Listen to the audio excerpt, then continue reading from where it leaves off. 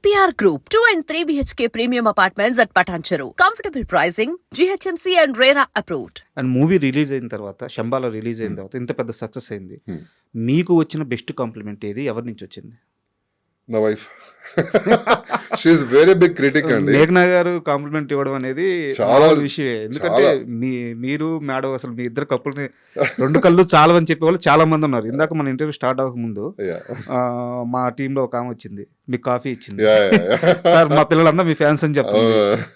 మీకంటే మీకు ఒక్కరికైనా కాదు, మీ కపుల్కి ఫ్యాన్స్ అని చెప్తుంది. మీ ఫ్యాన్స్ మీకు ఉండొచ్చు, బట్ మేడం ఫ్యాన్స్ మేడంకి ఉండొచ్చు. మీ ఇద్దరు కలిసి ఉన్నప్పుడు కొన్ని లక్షల మంది మీ ఇద్దరిని చాలా అభిమానంగా చూస్తారు అనమాట. సో మేడం మీకు కాంప్లిమెంట్ ఇవ్వడం అనేది చాలా మామూలు విషయమే, మిమ్మల్ని క్రిటిసైజ్ చేయడం అనేది మామూలు విషయమే. నేను చెప్పేది బయట నుంచి వచ్చిన బెస్ట్ కాంప్లిమెంట్ ఏది? మా డైరెక్టర్ గారు. ఓకే. ఆయన ఒకటే వర్డ్ అన్నారు, వర్కౌట్ అవుతుంది అని. వర్కౌట్ అయింది సినిమాలో మీ క్యారెక్టర్ అని, బాగుంది అని. మొన్న ఇంకా సక్సెస్ అయిన తర్వాత అందరం కూర్చొని సరదాగా మాట్లాడుకుంటుంటే ఆయన సీన్ బై సీన్ అంటే చెప్తున్నారు అనమాట, ఒక్కొక్క షాట్ ఏంటి సార్ అది ఎలా చేశారు అంటే అప్పుడు దాకా ఆయన ఆ టెన్షన్ ఓపెన్ అవ్వలేదు. దానికి ముందు అసలు అది ఆ మేనరిజం అసలు భలే ఉంది, బాగా వచ్చింది, చాలా బాగా చేశారని చెప్పి ఫస్ట్ కాంప్లిమెంట్ మా డైరెక్టర్ గారు. అండ్ చాలా మంది తర్వాత చాలా మంది అండి, ఎవ్రీ వన్, అసలు ప్రతి ఒక్కరు చూసిన ప్రతి ఒక్కరు కూడా మంచి కాంప్లిమెంట్స్ వస్తున్నాయి. ఎవరు కూడా బాగాలేదు లేకపోతే ఏంటి గెటప్ ఎలా ఉంది అని ఎవరు అనలేదు. ఆ గెటప్ తోనే అసలు ఫస్ట్ అందరూ సెట్ అయింది ఆ క్యారెక్టర్ కి. చెప్తున్నాను కదా, నేను పర్సనల్ గా నేను కొంచెం బాగా చూసుకుంటాను, నన్ను బాగా కనిపించాలని చూసుకుంటాను. అలాంటిది నేను నన్ను మర్చిపోయాను సినిమాలో. అది ఎవరో చేస్తున్నారు, ఎవరో క్యారెక్టర్ అనుకుని నేను చూసాను ఆ సినిమాని. ఈవెన్ షూటింగ్ చేసినప్పుడు మానిటర్ లో కూడా ఒక చిన్న షాట్ మధునందన్ భయపడుతుంటే వెనక నుంచి రాక్ మీద వస్తుంటాను, సార్ ఎవరు సార్ వీడియో అని అడిగాను నేను. నిన్న మధునందన్ గారు కూడా అదే అంటున్నారు ఇంటర్వ్యూకి వస్తే, భయపెట్టేశాడు భయ. ఆయన కూడా ఈజ్ వెరీ గుడ్ యాక్టర్. ఆయన ఎక్స్ప్రెషన్స్ కానీ అసలు అవన్నీ కూడా ప్రతి ఆర్టిస్ట్ అండి, దీనిలో చేసిన ప్రతి క్యారెక్టర్ ఆర్టిస్ట్ కూడా చాలా అద్భుతంగా పర్ఫామ్ చేస్తారండి. సూపర్. నేను ఒక స్ట్రైట్ క్వశ్చన్ అడుగుతాను. Yeah please. నాకు అంతే స్ట్రైట్గా ఆన్సర్ కావాలి. ఇన్ని సంవత్సరాలు సీరియల్స్ చేశారు, సరే మీరు చెప్పినట్టు ఒక లాస్ట్ 1.5 years 2 years బ్యాక్ ఒక డిసిషన్ తీసుకున్నారు, ఇక చాలు అని. ఆ డిసిషన్ తీసుకున్న రోజు మీరు మేఘనా గారు ఏం మాట్లాడుకున్నారు?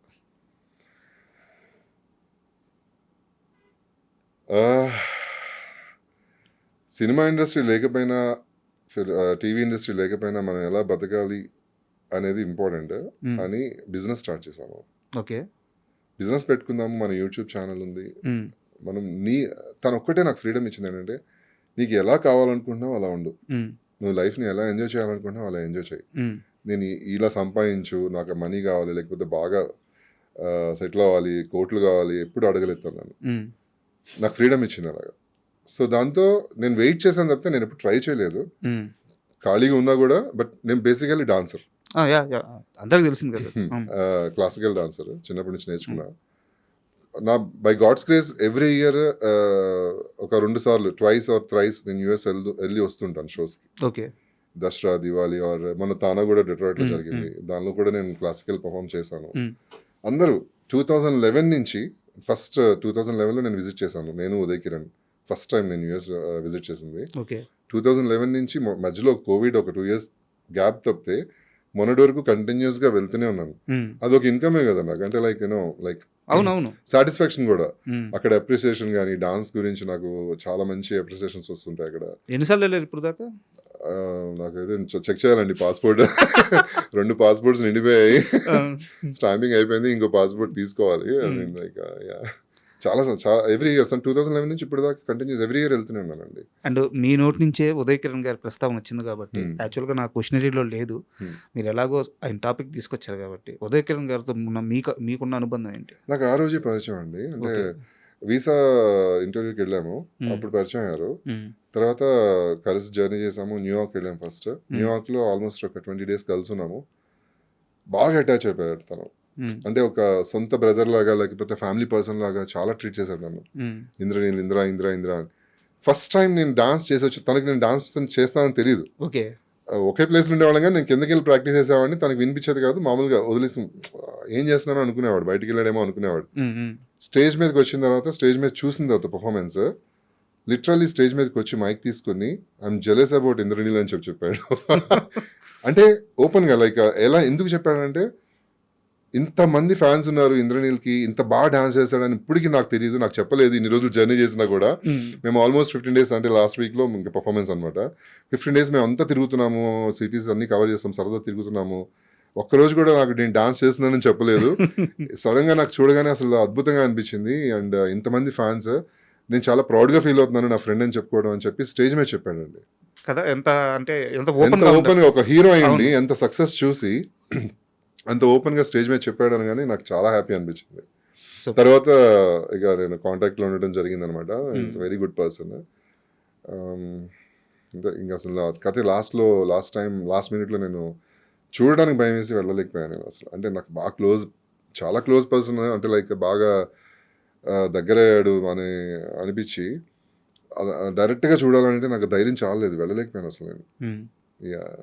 అంటే సారీ ఏదో ఎమోషనల్ చేయాలనో ఏదో వేరే ఉద్దేశం కాదు, టాపిక్ వచ్చింది కాబట్టి అడిగాను. సరే మనం మళ్ళీ మీ కెరీర్ విషయానికి వస్తే, ఇందాక మీరు అన్నారు ఇద్దరం కలిసి ఒక డెసిషన్ తీసుకున్నాము, సో ఇప్పుడు నాకు ఫ్రీడమ్ ఉంది అని.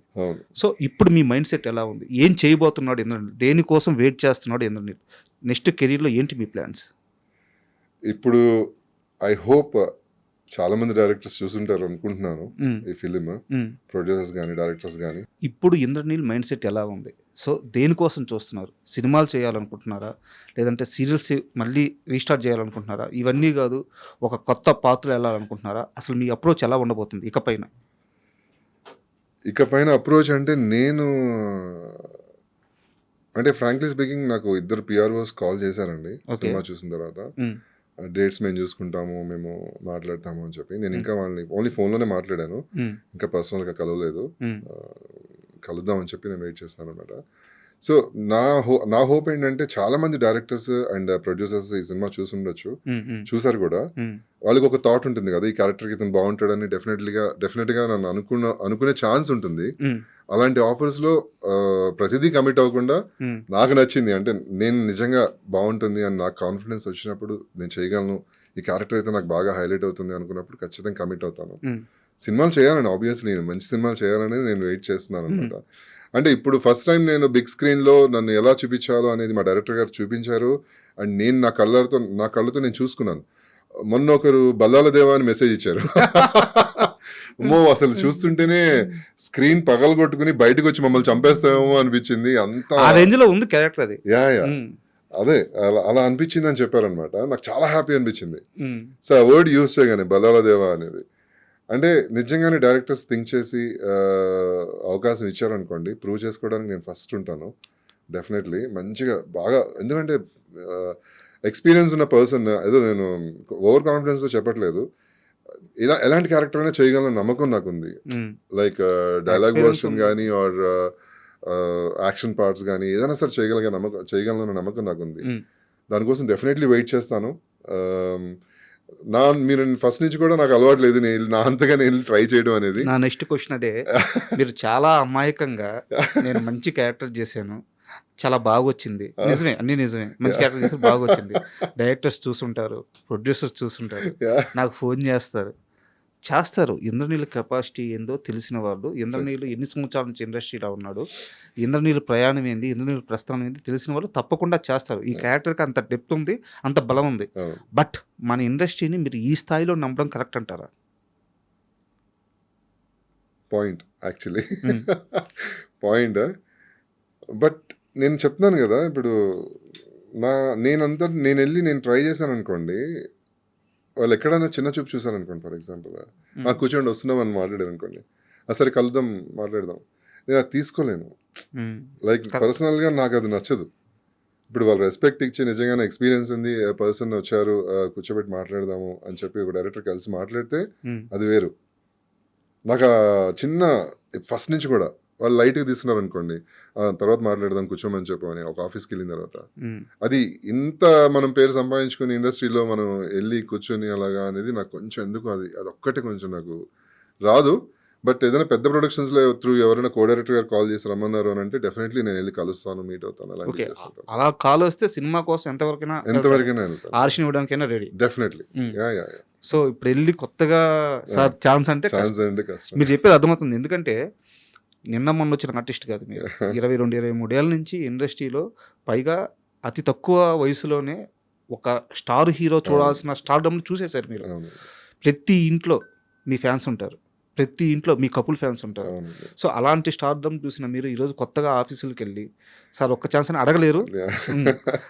బట్ హోప్ పాజిటివ్గా ఆలోచిద్దాం. ఏముంది, ఏదున్నా కూడా భగవంతుడు ఉన్నాడు అంతే. ఇప్పుడు ఇది వస్తుందని నేను అనుకోలేదు. వెయిట్ చేశాను, వెయిట్ చేసినందుకు ఇది వచ్చింది, చేశాను, సక్సెస్ అయింది. సో అంతే, పైన భగవంతుడు చూసుకుంటాడు. నా ఈ జర్నీ స్టార్ట్ అవుతుందని నేను ఎక్స్పెక్టే చేయలేదు కదా. ఈ 2006 లో బాగుంటుంది, ఇలాగే ఉంటుంది అని అనుకుందాం పాజిటివ్ గా, తప్పే ఉంది. అండ్ నేను మళ్ళీ కాస్త సీరియల్స్ వైపు వెళ్తాను. నేను ఒక 2 months బ్యాక్ ఛత్రపతి శేఖర్ అని చెప్పి ఒక ఆర్టిస్ట్ మీకు తెలుసు. ఈజ్ మై సీనియర్ అండి. మన దేవదాస్ కనకాల గారి ఇన్స్టిట్యూట్ లో సమీర్, చంద్రశేఖర్ ఉంది. ఆ క్వశ్చన్ కూడా ఉంది. మీరు అక్కడ నుంచి పారిపోయిన క్వశ్చన్ కూడా ఉంది. అవునవును, మా డాడీతో తిట్లు తిని అడుగుతాను. చంద్రశేఖర్ గారు. సో మీకు ఎలాగో తెలుసు కాబట్టి నేను వారిని 2 నెలల క్రితం ఇంటర్వ్యూ చేసినప్పుడు సీరియల్స్లో ఉండే అతిపెద్ద సమస్య గురించి, ఈరోజు సీరియల్స్ షూటింగ్లో ఉండే అతిపెద్ద సమస్య గురించి మాట్లాడారు. ఇప్పుడు మేమున్నాం, ప్రభాకర్ గారు, లేకపోతే నేను, అండ్ మీలాంటి వాళ్ళ పేర్లు కూడా చెప్పారు. 20 సంవత్సరాల నుంచి ఇక్కడ మేము ఉన్నాం, సీరియల్స్ని నమ్ముకొని ఉన్నాము. ఆ వృత్తిని మేము ఒక అంత పవిత్రంగా భావిస్తాము. అవునండి. కాకుంటే ఈ మధ్య ఏమవుతుందంటే వాళ్ళు ఎవరో వేరే భాషల నుంచి వస్తున్నారు, కన్నడ నుంచో అక్కడి నుంచో వస్తున్నారు, ఒక్క హిట్ ఇస్తున్నారు, కాలు ఎగరేస్తున్నారు, కాలు మీద కాలు వేస్తున్నారు, షూటింగ్ జరుగుతుంటే ఫోన్లో మాట్లాడుతున్నారు. సో ఇవన్నీ చూడలేక నేను సెట్లో ఉండట్లేదు, చాలా బాధ వేస్తుంది, బయటకు వెళ్ళిపోతున్నాను అని చెప్పారు. ఇలాంటి ఎక్స్పీరియన్స్ మీరు ఫేస్ చేశారు?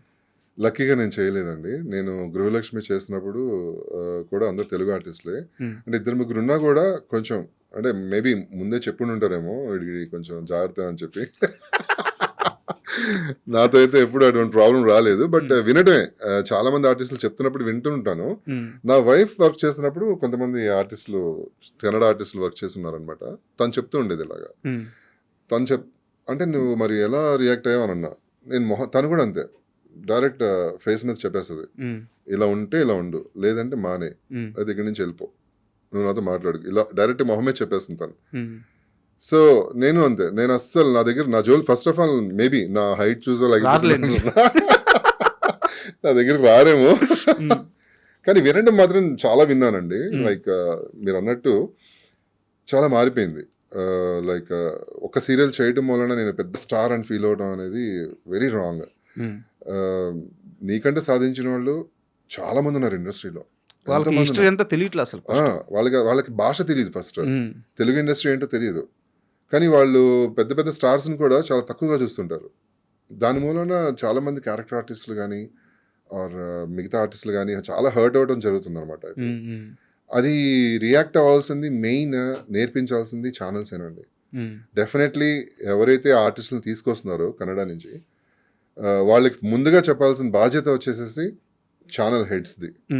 మీతో పాటు ఒక సీనియర్ యాక్టర్ యాక్ట్ చేస్తున్నారు, వాళ్ళకి రెస్పెక్ట్ ఇవ్వాలి, మీరు జాగ్రత్తగా ఉండండి అని చెప్పి ఛానల్ చెప్పాలి. అది మనం చెప్పుకోకూడదు. అరే నేను చాలా సాధించాను, నువ్వేంటి నాతో ఇలా ఉంటావు అని మనం డప్పు వేసుకోకూడదు. వాళ్ళకి సెట్లో వచ్చేటప్పుడే కో ఆర్టిస్టులు ఎవరు, వాళ్ళ రేంజ్ కూడా కాదు, వాళ్ళు ఒక సాధించుంటారు కదా. ఇప్పుడు శ్రీలక్ష్మి గారు ఉన్నారు ఫర్ ఎగ్జాంపుల్, ఆవిడ చాలా సీరియల్స్ చేశారు, నేను ఆవిడ వర్క్ చేస్తున్నాను. ఎన్ని సినిమాలు చేస్తుంటారు ఆవిడ. జంజాల గారి ఆవిడ కూడా పాపం సీరియల్స్ లో ఆవిడ యాక్ట్ చేస్తున్నప్పుడు ఆవిడెవరో తెలియదు వీళ్ళకి. పక్క నుంచి వెళ్ళిపోతారు, చాలా కామెడీగా మాట్లాడతారు. అసలు కొంతమంది నెగ్లెక్ట్ చేసేస్తూ ఉంటారు అలాంటి ఆర్టిస్టులని. చాలా బాధ అనిపిస్తుంది అప్పుడు. ఆవిడ చాలాసార్లు షేర్ చేస్తుంటారు, ఇప్పుడు వచ్చిన వాళ్ళందరూ ఇలా మాట్లాడతారు అది అని. ఆవిడ చాలా అసలు పాపం అమాయకురాలు శ్రీలక్ష్మి గారు, అసలు ఏం పట్టించుకోరు అనమాట. కానీ పట్టించుకునే వాళ్ళ పరిస్థితి ఎలా ఉంటుందంటే మానేస్తారు ఇండస్ట్రీ. వీళ్ళతో ఏంటి మనకి సోది, మనం ఇండస్ట్రీ మానేసి వేరే వర్క్ చేసుకుందాం అని చెప్పి చాలా మంది తెలుగు ఆర్టిస్టులు అలాగా బయటకు వచ్చేయడం జరిగింది. అదే బాధ అనిపిస్తుంటది.